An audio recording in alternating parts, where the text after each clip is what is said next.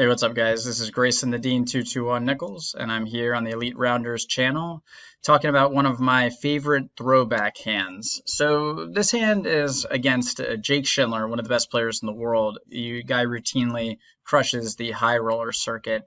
And this was at the WPT Main event in South Florida several years ago.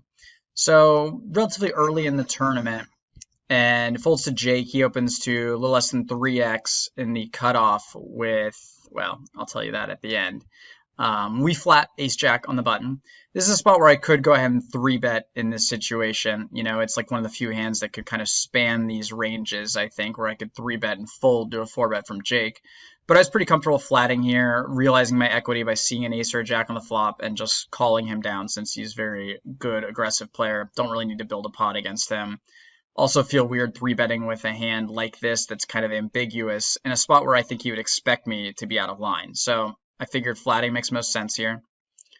We get a little action from the small blind, splashy regular guy who's won a couple WPTs. Flop comes ace high, and they both check to me. So this is a spot I think where normally I would just always bet in this situation, especially against lesser opponents. However, Jake is a superstar. Eric's pretty splashy and all over the place. So my thinking was, let's check back here, pot controlled deception, and I wouldn't be able to stand up to a re-raise from either of them.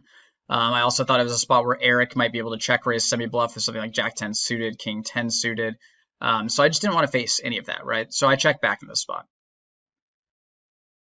Turn comes out in innocuous heart, and Jake goes ahead and leads out for a little less than half pot. So we're faced with a really easy call with our ace, and Eric folds. And the river is a blank heart. So essentially the heart flush completes. And Jake fires out for a full pot bet against me here. So this is a situation that's quite tough right off the bat, obviously, right? We don't like being in this spot. So we have a world-class player who's betting the pot against us on the river here. So where you need to start in these hands, I see people sitting here contemplating these spots, and they'll just stare at it. And they'll be like sitting there for a minute, and they realize they haven't even started their process here, right? So I get it. It's overwhelming, especially in like a WPT event against a world-class opponent. So where you need to start first in this spot is, the first question you ask yourself is, what is the worst hand that Jacob would be value betting against me here? So would he have ace king? Yeah, like maybe, but I don't think he would check flop with ace king. So I'm not really thinking about that. Ace 10, would ace 10 be value betting on this board? Probably not, especially for that sizing of a full pot bet, right? So we have ace jack, obviously. So it feels like his value range might be just above that. Like, again, I don't think he has ace king because he would have bet flop. So my thinking is that if ace king would be the bottom of his value range here, that his value range actually looks a lot like 2-pair plus then, right? Because we agree he can't have ace king with his check on the flop. So 2-pair better. What 2 pairs would make sense here? Well, certainly not ace queen, ace 5. He would have bet those on the flop, right? Ace 9, ace 2, maybe. He could definitely check back with the bad kicker. So I think those hands are certainly in his range.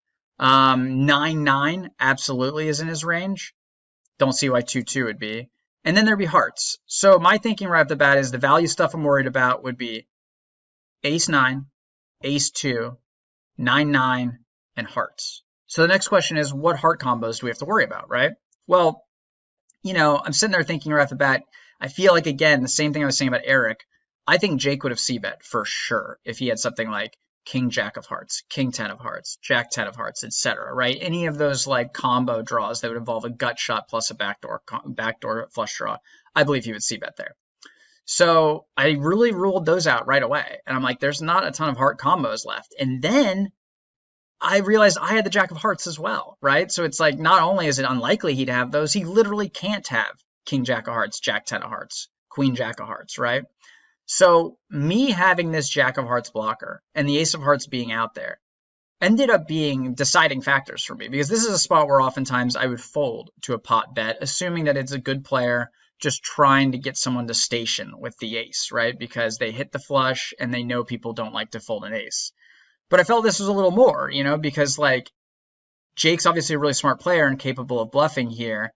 And to me, he would have gotten away with it if I wasn't able to discount the Jack of Hearts and the Ace of Hearts. You know, if that was the Queen of Hearts on the board, and then I had Ace Jack of Spades, I would have folded.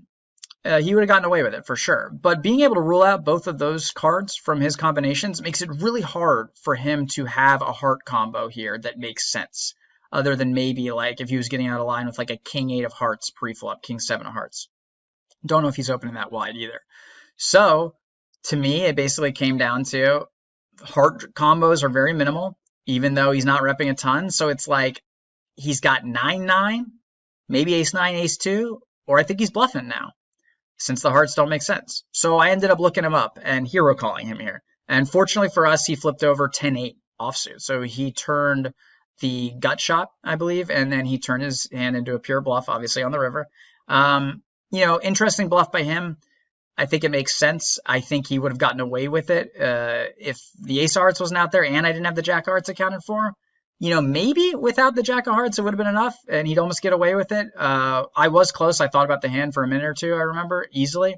But I do remember leaning towards calling because of my Jack of Hearts blocker. So I think this is a really good example of how ranging your opponents, even when they're better than you, is really important to help figure out what we're going to do.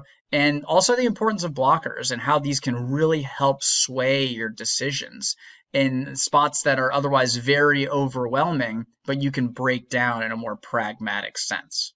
So luckily we got one over on one of the best players. Doesn't happen often, obviously. Hope you guys enjoyed this. Check out our channel, Elite Rounders, for more videos like this, and we'll be putting new ones out every week. Good luck, everyone.